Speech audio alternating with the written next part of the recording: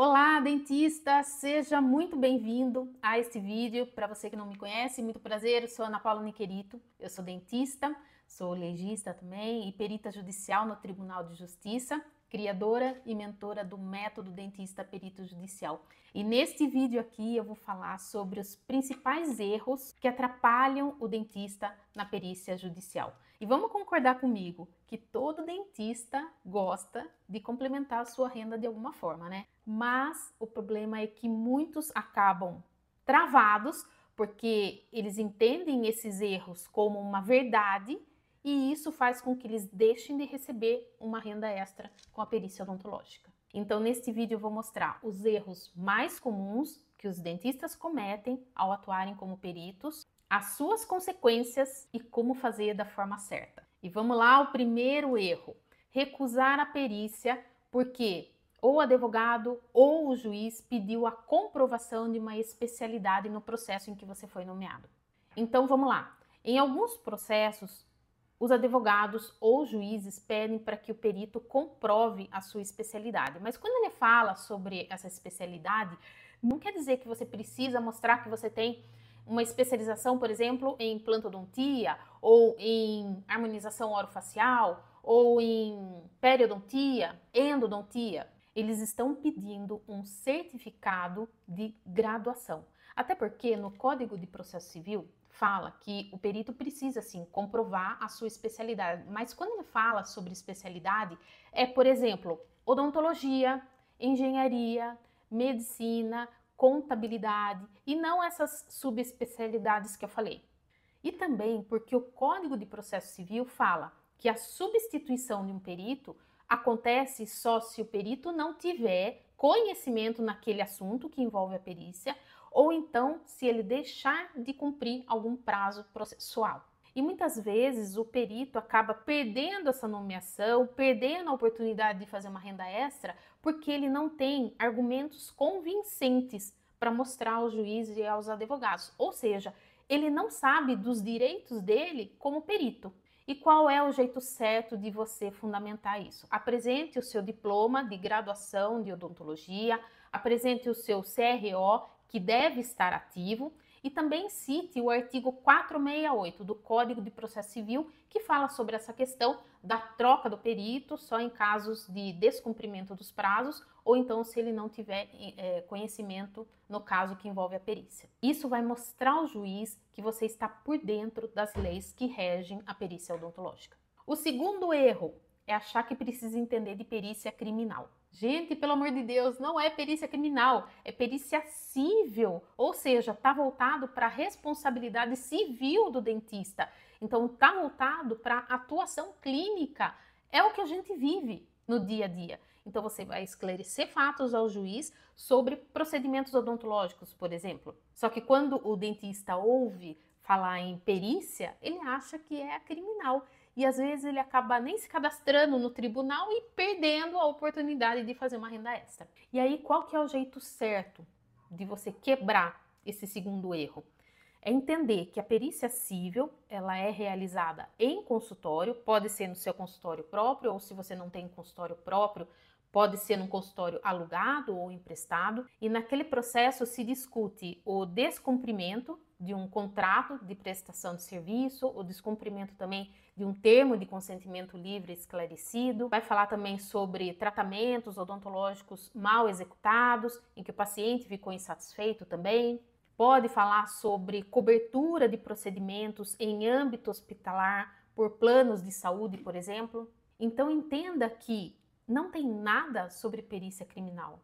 O que vai ser discutido ali é algo que vocês já dominam, ou seja, é a prática clínica.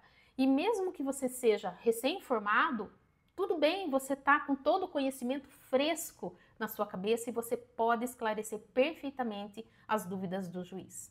E o terceiro erro é você não entender nada sobre esses prazos e achar que isso vai te atrapalhar no consultório, por exemplo. Tem dentista aí que está achando que vai ter que abandonar a paciente para poder atuar como perito odontológico. E aí o dentista acaba deixando essa oportunidade de lado porque acha que a perícia odontológica não cabe na agenda dele.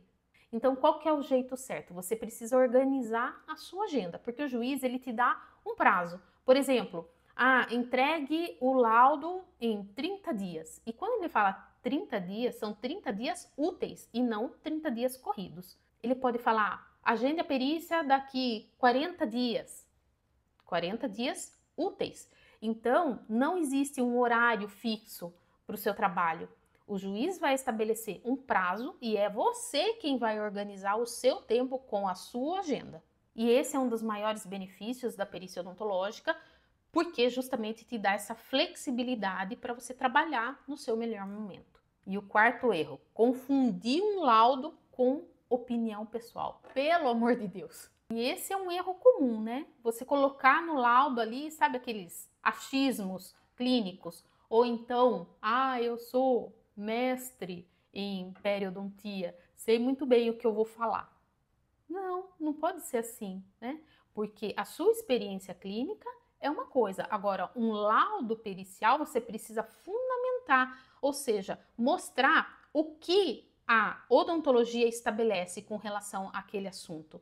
Né? Então você precisa comprovar com artigos científicos ou um trechinho de livro, e você também não pode tentar defender nenhuma das partes, né? Porque o laudo pericial, a atuação do perito judicial é imparcial, ou seja, não pode ser tendenciosa. Você tem que trazer um laudo com fundamentação científica, mostrar o que foi feito de certo e de errado da parte autora, que normalmente é o paciente, e o que foi feito de certo e de errado do réu, que normalmente é o dentista.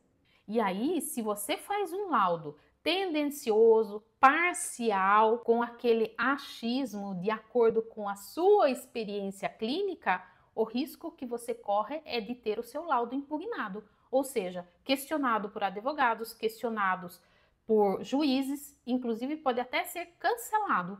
Além do que, a sua credibilidade pode se perder. Então, como que é o jeito certo de fazer? Você precisa elaborar um laudo técnico. E veja que um laudo técnico não é com uma linguagem técnica, porque se você escrever com linguagem técnica, ninguém vai entender, nem advogado, nem juiz, tá? E aí você vai ter que reescrever o seu laudo. Então, faz o trabalho uma vez só e bem feito, sem linguagem técnica, com linguagem simples. E o objetivo desse laudo é ser imparcial, ou seja, você não pode dar opinião pessoal.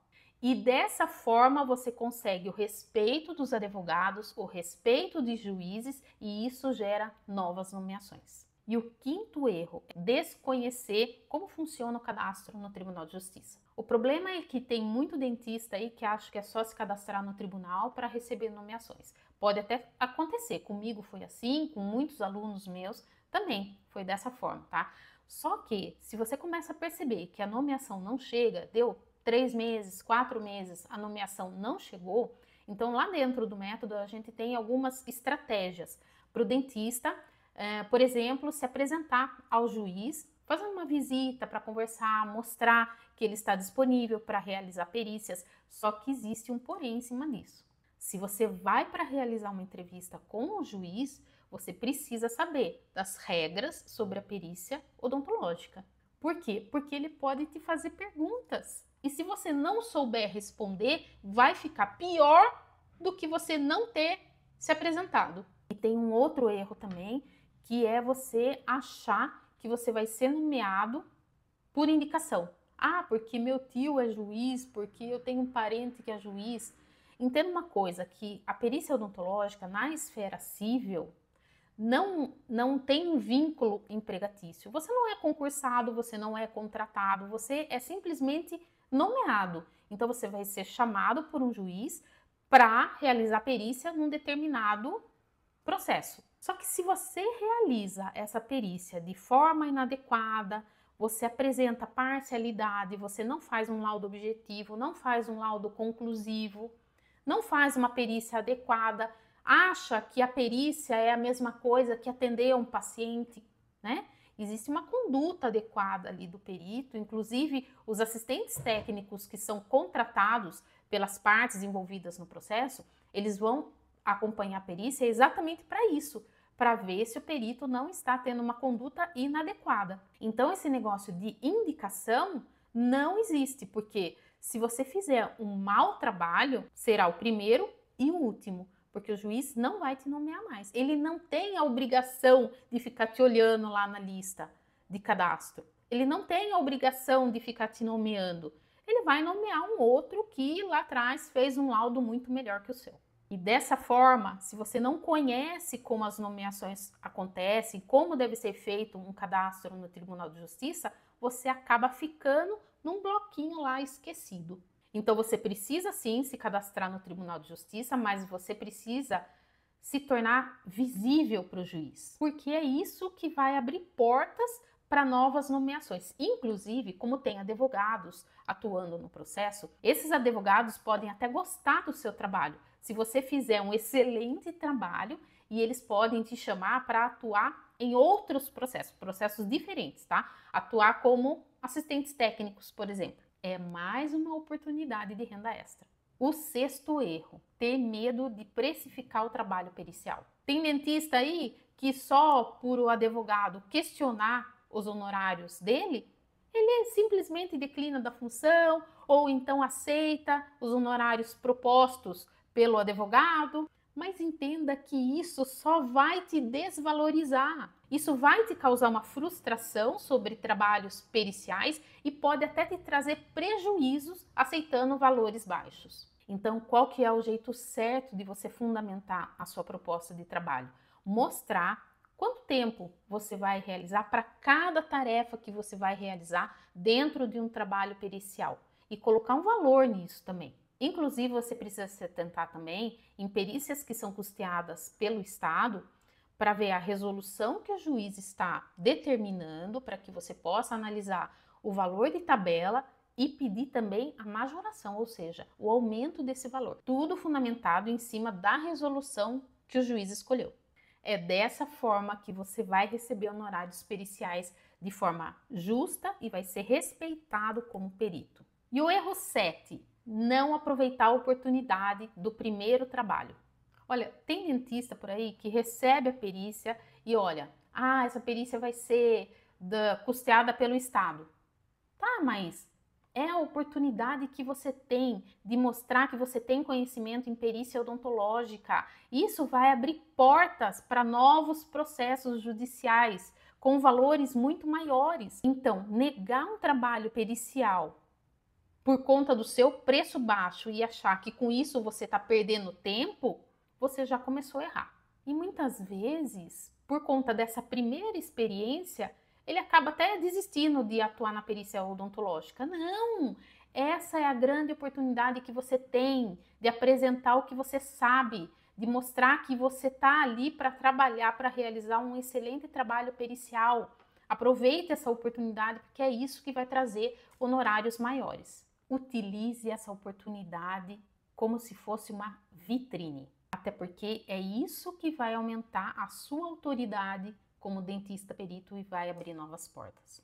Então, são esses erros que eu trouxe nesse vídeo para você e que acabam afastando o dentista de crescer dentro da perícia odontológica. Então, se você quer evitar esses erros e entender como de fato você deve atuar na perícia odontológica, continua me acompanhando porque eu vou te mostrar como você vai fazer uma renda extra de 5K a 20K sem depender de pacientes. É isso aí e eu te vejo no próximo vídeo.